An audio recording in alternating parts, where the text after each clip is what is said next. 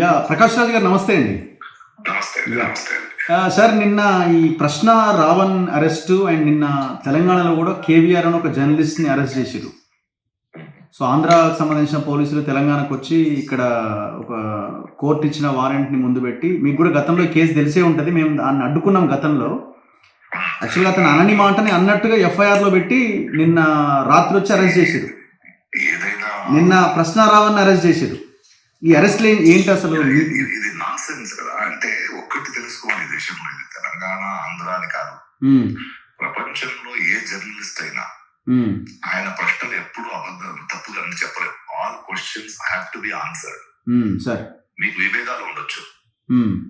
ఒక జర్నలిస్ట్ గా ఒకటి ప్రశ్నిస్తున్నారంటే దానికి సమాధానం చెప్పడం బాధ్యత. వాడిని అరెస్ట్ చేసి గొంతు నొక్కేయడం పిరికితనం చూపిస్తుంది. ఓకే, జనాలు మీకు పవర్ ఇచ్చింది టు గవర్న్. ఆ పవర్ ని మిస్యూజ్ ఆఫ్ పవర్ ఉంది కదా. మరి ఎవడో ఒక జనసేన వాడు సెంటిమెంట్ హర్ట్ అయింది, కంప్లైంట్ ఇచ్చారంట, దానికి రావణ్ ఎత్తుకు వెళ్ళిపోతారంట. ఏం జరుగుతుంది ఈ దేశంలో? అంటే అంత భయపడుతున్నారా మీరు? ఏమడుగుతున్నారు ఈ జర్నలిస్టులు? మీరు చేస్తున్నారని చూపిస్తున్నారు కదా. నిజం చెప్పకూడదా? అది అబద్ధం అయితే you come out in the open and say అది అబద్ధం అని చెప్పండి. ఆయన క్రెడిబిలిటీ రాంగ్ అండి, ఇలా ప్రశ్నిస్తున్నాడు, ఈ ప్రశ్నలకి ఏం ఇది లేదు అని సమాధానం చెప్పాలి. కానీ మీరెవరు అరెస్ట్ చేసి తీసుకెళ్లి థర్డ్ డిగ్రీ ట్రీట్మెంట్ అంటే ఏం చెప్తున్నారు మీరు? ప్రశ్నించకూడదు అంటున్నారా? ఈ దేశం పుట్టిందే ప్రశ్నించడం వల్ల. ఎంతో మంది ప్రశ్నిస్తేనే ఒక సైన్స్ గానీ, ఒక థాట్ ప్రాసెస్ గానీ, ఒక నమ్మకం గానీ అలా ఉన్నప్పుడు దిస్ క్లియర్ గా వాళ్ళ పిరికితనాన్ని చూపిస్తుంది. సార్ ఇప్పుడు అరెస్ట్ చేయడం ఒక భాగం అయితే, సార్ లీగల్ గా అనుకుందాము, ఈ థర్డ్ డిగ్రీ అనే లైన్ ఏంది అసలు?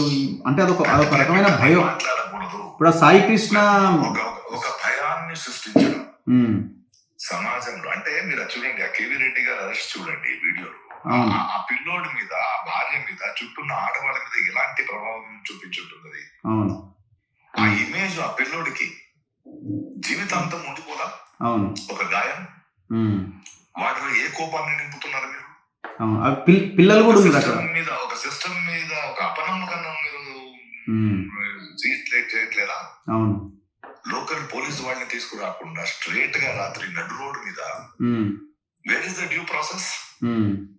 నువ్వు ఇంకో స్టేట్ నుంచి ఈ స్టేట్ వస్తే లోకల్ పోలీస్ స్టేషన్ కి వెళ్ళి ఇలా వచ్చామని ఆ లోకల్ పోలీస్ స్టేషన్ వాళ్ళని తీసుకొచ్చి ఆళ్ళు వదలని. మీ పోలీస్ స్టేషన్ ఇక్కడ లేదు కదా. లేదు కదా. మరి there is a process. Where is the due process? అదేంటి మధ్యరాత్రి అరెస్టులు, లాక్కెళ్ళడం, తీసుకెళ్ళడం?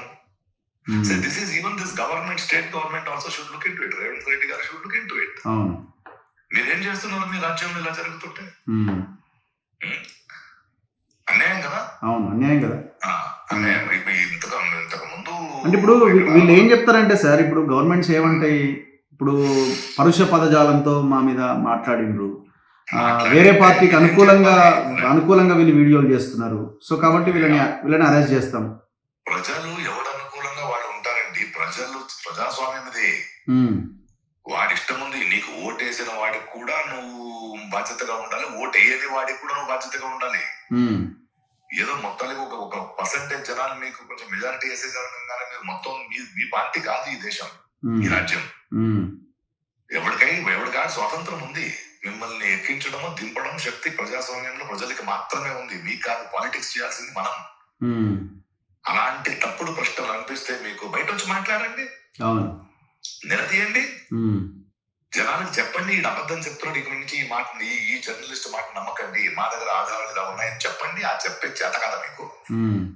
అరెస్ట్ చేసి లోపలికి వెళ్ళి థర్డ్ డిగ్రీ ట్రీట్మెంట్ లా ఇది ఏమనుకుంటున్నారు? రౌడిజం చేస్తున్నారా మీరు? దేశాన్ని నడుపుతున్నారా? This is not acceptable. So civil society should stand against this. So civil society ఏం చేయాలి? మీరు ఏం రిక్వెస్ట్ చేస్తున్నారు? Civil society should question. yes, ఏ చేతులతో కొడతారండి? ఎవరండి శిక్షించడం అంటే ఏంటి? కొట్టడం ఏంటి?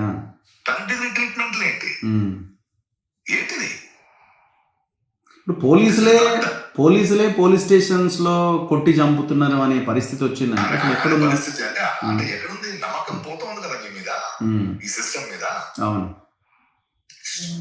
అస్సలు ఒప్పుకోవడానికి వీల్లేదు. ఉమ్. ఇప్పుడు నిన్న వెస్ట్ బెంగాల్లో ఒక చట్టం ఏదో తీసుకొచ్చినారు.